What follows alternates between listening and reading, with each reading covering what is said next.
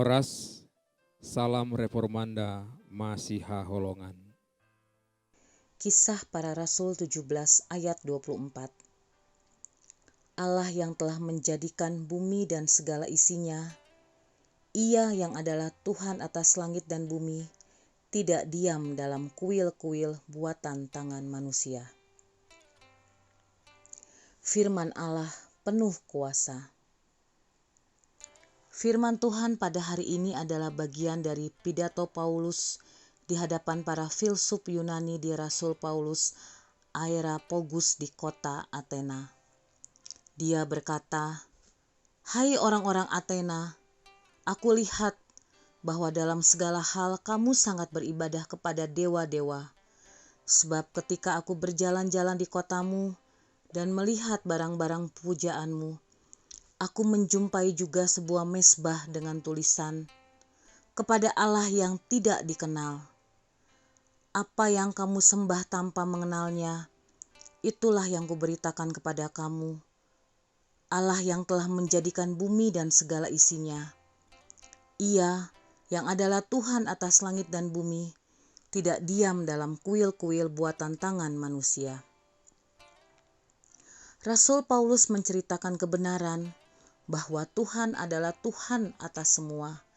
Dia menciptakan semua yang ada, yang kelihatan dan yang tak kelihatan, dan kita bergantung padanya sepanjang hidup. Tetapi ketika kita melihat dengan jujur tindakan kita dari ke hari, kita perlu bertanya pada diri sendiri, apakah saya benar-benar percaya apa yang dikatakan Rasul Paulus ini? Apakah saya percaya bahwa Dia adalah Tuhan atas semua, termasuk saya? Betapa mudah dan seringnya kita menuntut banyak hal dari Allah dan bukan mencari kehendak-Nya untuk hidup kita.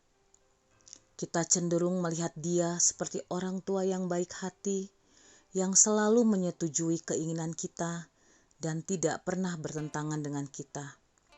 Kita bertindak dan berpikir seolah-olah kita adalah Tuan dan Dia adalah pelayan kita. Bagi kita saat ini, konsep raja dan kerajaan sulit untuk diikuti karena kitalah memilih pemimpin kita. Bukankah kita memiliki kebebasan untuk mengubah pekerjaan? Dan karena itu kita memiliki pemimpin baru dalam pekerjaan kita.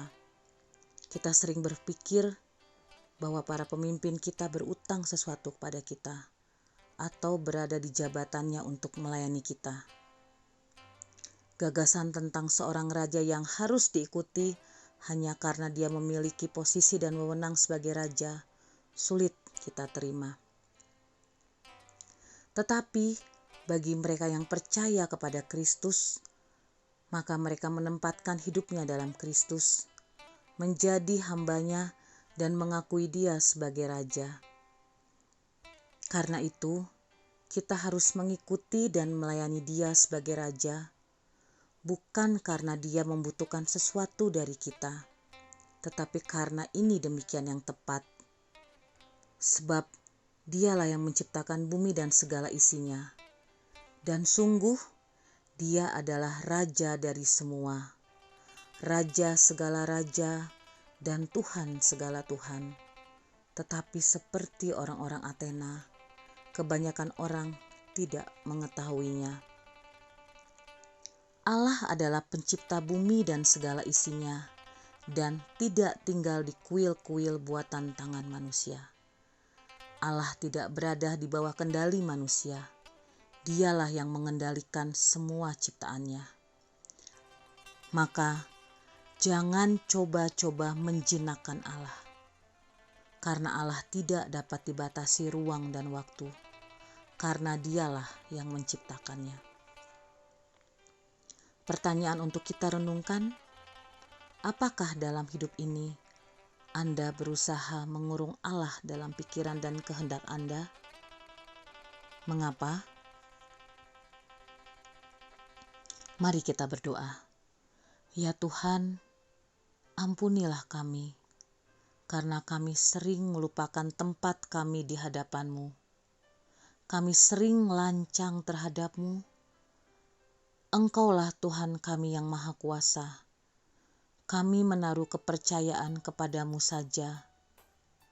Biarlah kehendak-Mu jadi dalam hidup kami.